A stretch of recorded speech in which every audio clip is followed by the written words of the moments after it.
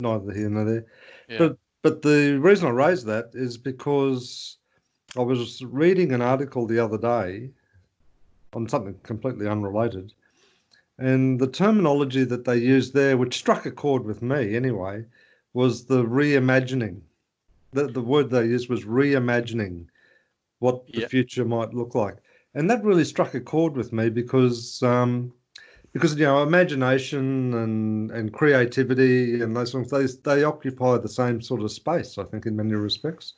But the imagination sort of thing struck a chord with me in that for me personally, it just seemed to be more wide-ranging. Creative is something that I sort of see almost sort of coming down through you, whereas imagination is both a combination of being open to and exchanging, perhaps. Maybe that might be. I can't believe what I'm hearing. Okay. Oh, I'm almost finished an article, yeah. and the heading is probably going to be reimagining. Oh, The really? actual word, absolutely. I also came across some that sparked it. I don't know if it was a video or an article, and I thought, goodness, I used to use that word about 10 years ago, and it really struck a note with me. So I started writing at that moment, as I always do, Yeah. and then haven't touched it again. But that's fantastic. We're both on the same wavelength again there. Okay. Yeah. So I also prefer that word to describe this creative future. I don't know where how they stumbled on that and so on, but But anyway, we can if we choose to inject it into the conversation. So yeah. The article, I'm just trying to recall now, had about 15 or 20 suggestions of how this particular writer perceived the future to be. Oh, really? Okay.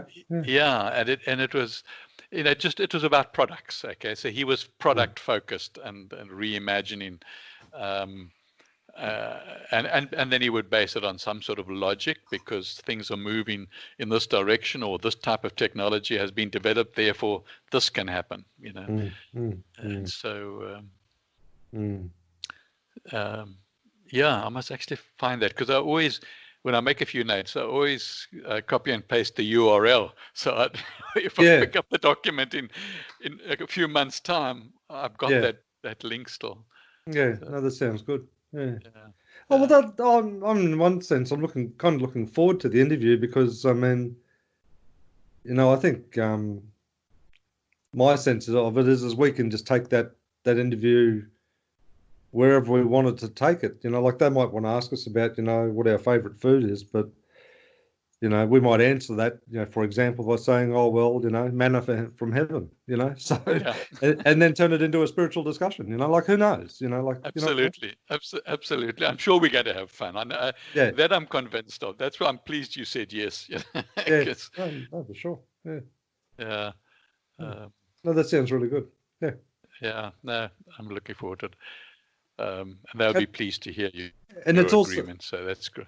And it's also nice for us to be on the receiving end of it rather than the initiator of it, so. Yeah, that's true. That's true. Yeah. May there be many more. Yes. Yeah, from yesterday I started sort of again feeling differently to what I expressed to you weeks ago. I want to go back and look at some of the Alltra things that caught my imagination before I was drowned with emails, and I sort of took a back step. Yeah, I mean, I've sort of I monitor the forum, the WhatsApp forum. When I say monitor it, I sort of glance at it, once or twice a day. And if something in there catches my interest, I'll go into it a bit deeper. But I'm still finding a lot of it pretty superficial in many respects. Like it's sort of like, oh, that's nice, or that's interesting, you know, or not, hasn't been that's interesting, but it's like, oh, that's nice, oh, okay, whatever. Right. But I find the whole mantra a little bit repetitive for me. And if to sort of explain that, if I contrast that to the Logos WhatsApp group, and I haven't participated in it other than just as a sort of a voyeur sort of thing. Right. But it seems to me that there's some more interesting discussion on there, you know, in terms of some people are posing questions and there's a bit of discussion, and I have to admit I'm at a little bit of a disadvantage because I haven't read the books apart from that one that you generously gave to me. But so I'm sort of a bit in catch-up mode, but I sort of get the drift as to what they're talking about. You know, they seem to talk in very plain terms, you know, so it's not as if they're using a whole lot of, like, you know, jargon or anything. So if I was to compare the two, which I know is not an appropriate exercise, but one seems to be almost like this sort of mantra and chant about, you know, stick together and together we'll change the world and all that. And the Logos one is very much about, you know, liberate your soul and, you know, get behind that sort of energy. And that's a clumsy way to describe it, but, you know, that's my sense of the two sort of approaches, you know. So. Yeah, I understand what you're saying. I found, because of my long history with Logos, I found the stuff almost like it was a lot of copy and pasting. Oh, was that? Yeah, and that, you know, there was nothing new that inspired me interacting on that. So that's a shame if that's the case, because I think Altra's done that a little bit, not to the same extent then perhaps, but Altra's done that. But see, because the shame about that from my sense is, you know, that's the whole idea of a discussion, is to bring multiple perspectives in together. It doesn't mean you have to agree with them or even necessarily disagree with them. Right. You know, you can just note them. But I think that's the richness of just getting multiple perspectives around some of these issues. And that seems to be a bit of a shame if it's just like, you know, out of this book, you know, page 32, they said this, you know. So, well, yeah, I could read that. Yeah, with you. Yeah. What I've, because you know that I left both conversations. Yeah. The where I'm just looking, I just hit it now. I do the Viper, where there's an Alltra English, and all they post on there are new articles or links to articles and links to videos, and there's no conversation. In fact, Telegram, not Viper. Yeah. And that's quite nice, because I just run through, look at the headlines, or if there's usually a couple of sentences with the headlines, and then I decide, you know, and so I really at this stage just look for stuff that at that moment catches me, and nothing's really caught me in the last 2 weeks or so. But until yesterday. Yeah, well, I must admit the Alltra thing, and I'm not criticising them by any stretch of the imagination, but they're so prolific, and I just found it hard to keep up. Literally found it hard to keep up, because they'd say, oh, you know, new video being released, you know, with Igor, you know, and you'd look at it and it'd be like 2.5 hours long, and I'm thinking, oh my God, when am I going to get 2.5 hours out of my day to sit down and digest this, you know? And maybe that's more of a criticism of me, because, you know, when I sort of sit down, I want to absorb, you know, whatever the message is. I find it hard to sort of, you know, watch 15 minutes today and 15 minutes tomorrow and 15 minutes. I just lose the track, you know. Yeah, I agree with you. I feel the same way. When I look at, I mean, one was 5 hours just the other day. Yeah. I mean, come on, you know, that's, you know, and they've got, I don't know if they've got indexes or not. I haven't come across any. But talking the indexes, I like that website that I'm sure you use it too, where you can search any word. in all the books. Okay. Yeah. And that's nice, because, I might be thinking about something and put the word in, then you can carry on reading because, there's quite a lot of reference to it. And then you can stick with one subject and go and look at different books or, maybe a whole chapter in one. I think that's a great idea, because that's kind of how I've sort of, like even with some of the versions of the Bible, there'd be like an index of key words in it or something like that. And there's a few other books that I refer to quite regularly. I suppose when I think about it, at least weekly, when I'm thinking about different topics, and I'll just go and pick these books up and look for the key word, and if it's there, then hey presto, you're onto it, sort of thing. So so I find that personally, that's something that really resonates with me. Yeah, it does with me big time. And they only had something like that with the videos. Okay. Yeah. And that would make an enormous big difference. And I certainly would then look at different things, but so much is, and he speaks in a sort of unmotivating tone. It's a bit monotone, isn't it? Yeah. Monotone, yeah. Unmotivating, yeah, and monotone. Yeah, you're right. And so, 30 minutes max, is my concentration. But 10 minutes even better. Yeah, well, I mean, I have sat down through, I think the longest video I watched was like 2.5 hours or something like that. And when I got to the end of it, I thought, I really enjoyed that. And there was sort of elements that I sort of wanted to explore further. But it was literally like sitting down and watching a movie, really. And it sort of almost required that level of concentration too, particularly if it hadn't been translated into English. If you were reading subtitles, it required a lot of concentration, so. Yeah. And also it's not like a movie in the sense that, you've got the movie, you got the actors, and no, you're just looking at people sitting at a table. That's right. Sitting at a table, and they're so unemotional. That's right.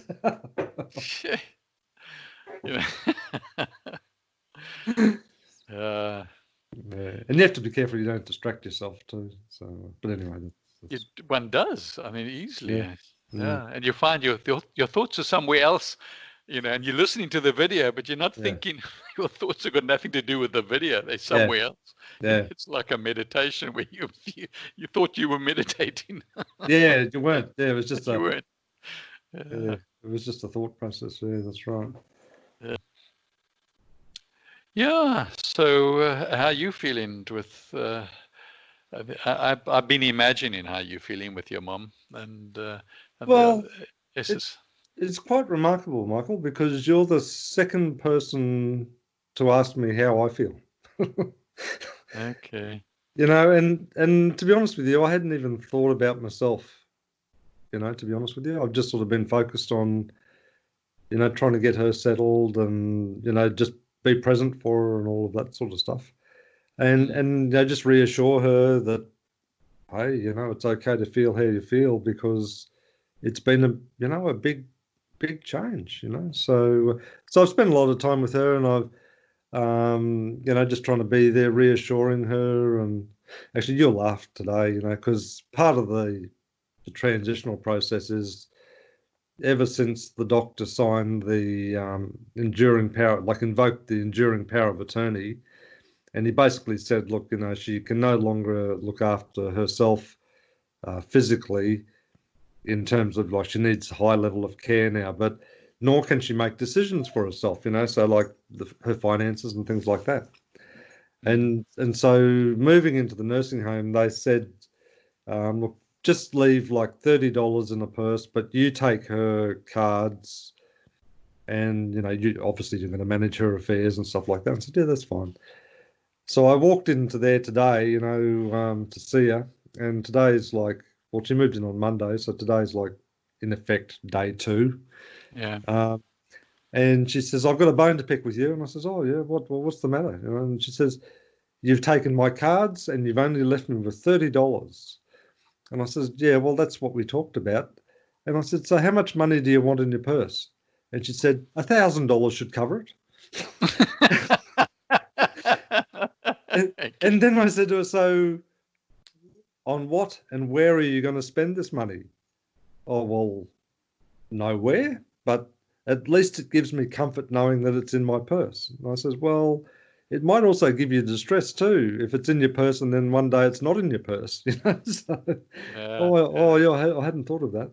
So I said, so why $1,000? Like, why that magic number? Like, what on earth would you spend $1,000 on? And she's like, oh, I don't know. And I says, well, what are you going to spend $30 on? Oh, I don't know. It's that security.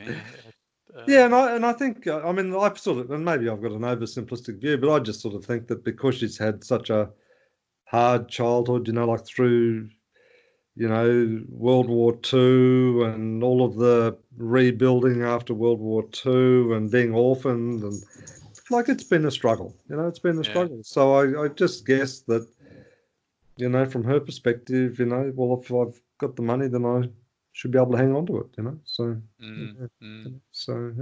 and then I think the other thing that she's struggling with is like with this coronavirus and stuff, like you're flat out finding anyone who will take cash these days anyway. Everyone wants a, payment by cards. It's all cashless now.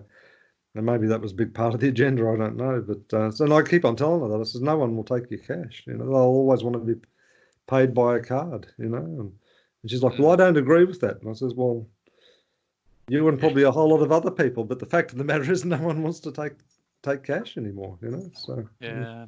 And does the home not have a sort of like a coffee shop or something like that? Oh, they do, but everything is it's free. Yeah, pretty much. I mean, there's a hairdresser that visits once a week, and she charges them. But I said to her, well, look, that's fine. I can just make the payment for you. Like you don't have to worry about that. But yeah, there's a coffee shop there, and for their medicines and stuff, there's a pharmacist that visits and all of that sort of stuff. But most of it's just taken care of. So, yeah. And again, I don't criticize her for it because well, not at all. But I just think, oh, it's just a further thing that she's got to adjust to. That she's always grown up, and that's the way I was pretty much raised. Like particularly my father. I mean, his words are ringing in my ears as I speak. It's like, do you want this or do you really need it? Because if you need it, well, go and get it. But if you only just want it, then you don't really need it. So why are you even thinking about it? And he was a very frugal sort of man, being a Scot, and his view was never owned a new car in his life, and his view was, well, if there's only two of us in the house, we only need two chairs. You can only sit in one chair at a time. And, I mean, it sounds a bit sort of trite, but if you know what I mean, it was always a man that, he was very much a subscriber to the Michael Plumstead School of Enoughness, so. Okay. Or sufficiency. I don't know whether you've changed that yet to sufficiency. I understand clearly.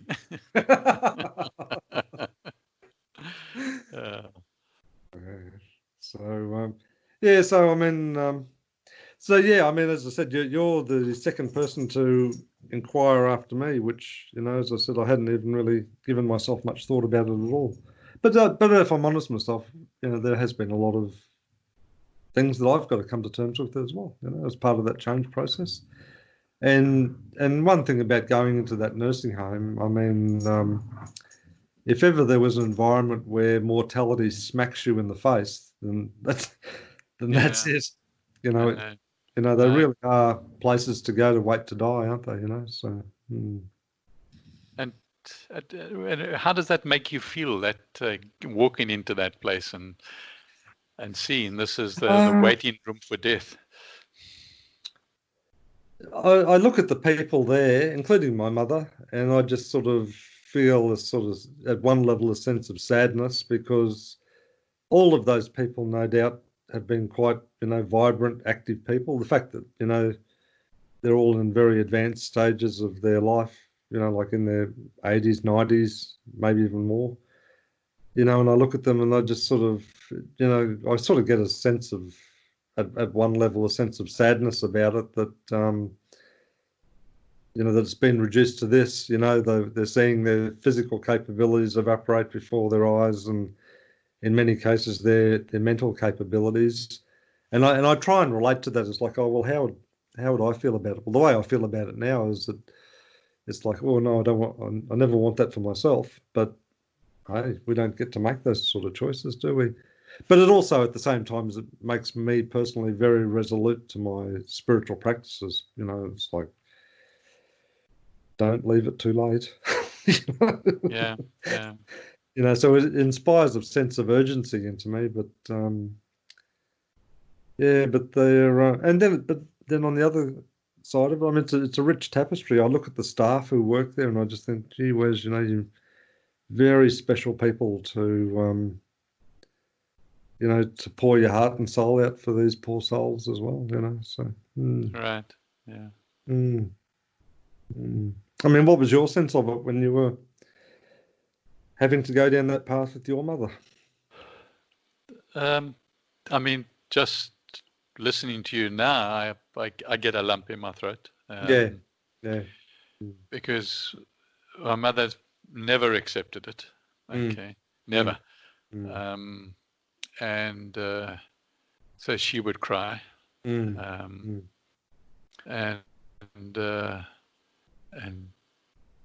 you know, yeah. So and I guess that's my fear as well, is that she won't accept it, you know. But anyway, yeah, one day at a time, you know. Well, yeah. Sue and I were actually we were talking about you and how you feeling about your mother, and she asked me the same question this morning when we went for our walk, and it's I eventually got my sister, who, you know, wasn't working, and to come and take over from me, and stayed in my house. And I said, you know, you go and visit every day now, okay? Yeah. And I got in the car and I drove 1,000 kilometers to Johannesburg, and I just went and stayed there, totally on my own. Yeah, and until my sister phoned and said, you know, I don't think she's got much longer. Yeah. Okay. Yeah. And so I came back and spent the last days with her. But you know, I had a very strong relationship with my mother all my life. What about you? Yeah, exactly the same. Yeah, no, very strong, and particularly since Dad's death, she's always sort of seen me as her rock, sort of thing. Yeah. Which is, but you know, one of the things which really made me think, and it sort of caught me off guard a little bit too, is that as part of the admission process into the nursing home, one of the many forms that they gave me was to talk about, you know, what's the best way to describe it? Perhaps her desires and wishes at the time of death. So it had lots of questions about, you know, like, would she want to be resuscitated, or if she needed, you know, extensive invasive surgery, would you do that? And which were all sort of relatively easy questions to answer, but there were 3 or 4 questions. I wonder if I've still got it here. I may not have. I might have tossed it actually. Anyway, which were so, you know, knowing this, and it was written in the context that you're making these sort of observations about your mother because she doesn't have the capacity anymore. But one of them was like, you know, so what was your mother's view of her life? You know, like what was really important for her? And I'm sort of sitting there looking at this question, thinking, oh, well, gee, that's a really good question, you know. And then I sort of said, you know, that she loved her husband and, you know, deeply valued her family. She was a person that liked to help others who were in need. You know, she was very generous in that regard. so I put those sort of things there, and my younger brother said, and the other thing that you could probably add on that is that when Dad passed, her view was, oh, well, life's probably not worth living now anyway, so because that was the nature of their relationship. But then there was another question about, so what sort of support do you think that your mother would like, in the, the last days or whatever leading up to her passing? And I'm thinking, gee, these are really good questions. Yeah. Questions I hadn't even thought about for myself, let alone someone else. Okay, haven't you? Okay. Well, I've written them down. Oh, have you? Okay, yeah. Well, I mean, that's fantastic that you've, gone to that extent, and I'm sort of thinking, and I sort of thought, oh, well, I've heard of people sort of saying, well, this is the sort of funeral that I'd like, or this is where I'd like, people to have some of these possessions or whatever. I've sort of done that sort of superficial level. But when it comes down to, so it was almost like, so what sort of support do you think that she would need?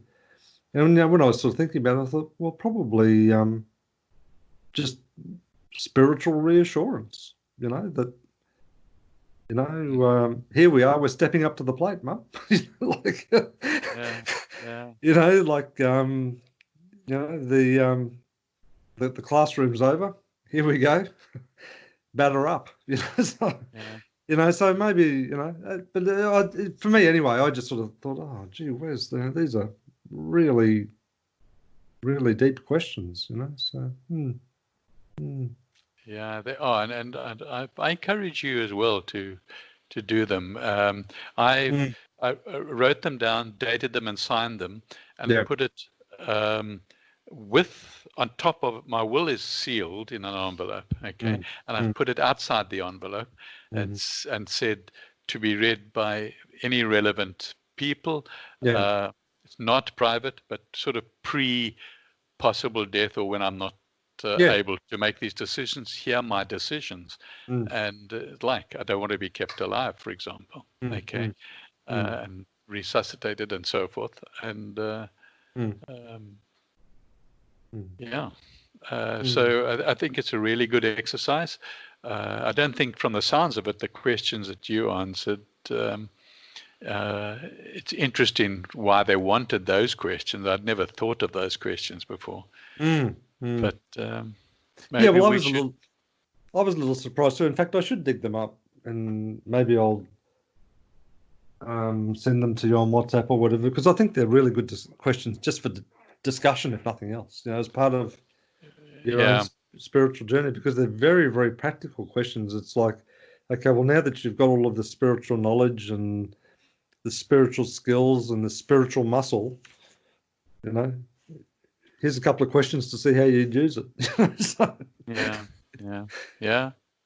So it's also interesting that with Logos, as you evolve through stages, and you might have picked up that there are 5 stages to get to what they call the first heaven. Okay, but then there's 6 and 7 stages, and when you reach the 6 and 7, you get trained that part of your responsibility is to go and visit dying people in the hospital, and to talk to them about what's happening, and then to initiate them. Okay, which then makes the journey so much easier. After the, what is it, 39 days of post-death, or physical death. You still stay in the physical world, for 39 days, and then you are confronted, or if you're not initiated, then you are confronted by the Amagucha, or the angel of death, or the guardian of the spiritual realm, where you have to, your whole life comes before you with this person or with this entity. And if you are initiated and have reached a certain level then you pass that. You don't have to answer that. You're automatically taken by caregivers to your new home. Okay. Rest in place. So you would share this with people and on their deathbed. And you know, and there's such an important practices, you know, and I don't know about you, but I just think they seem to be so rare, though, don't they? Like, it doesn't seem to be part of the mainstream conversation, really, does it, in society? You know, even the whole topic of death, I guess, is a bit of a taboo topic in many respects, isn't it? You know. So, yeah, it is. It really is, and it's strange. And the reason is obvious, isn't it? People fear it. Yeah, that's right. They fear it as the end. Yeah, which is really quite sad, you know. But it also sort of raises that it's almost like if we don't talk about it, then it doesn't exist, almost, you know. Right. So it's almost got a mentality that I'm going to live here forever. Yeah. But we know it's a lie, you know. So. Well, you know, it's interesting. It could be closer to the truth than we realize. Okay? Yeah, well, that's true. That's true. Yeah. You could literally give up the physical, and what the soul is left with is your consciousness, which is that, let's assume you've been a bad boy on earth, okay? You're going to be linked to this earth realm for a long time until you reincarnate again, okay? And the circumstances will be worse to try and make you see the light. And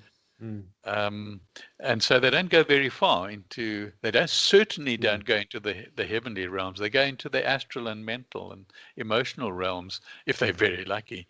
Otherwise stay in the astral, or one of the 7 levels of the astral. And that's it.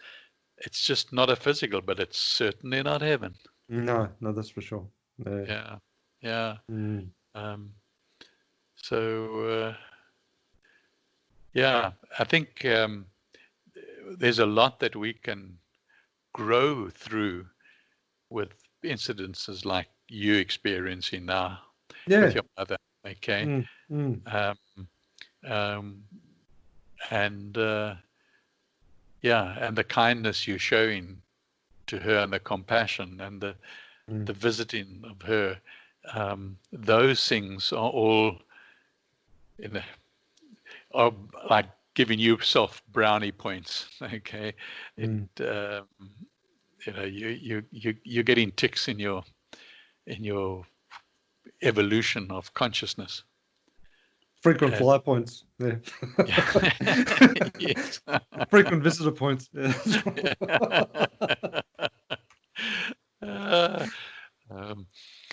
Yeah. Isn't that a sad statement of how conditioned we are to consumerism? You know, have you got a loyalty card? You know, like. Yeah. It is.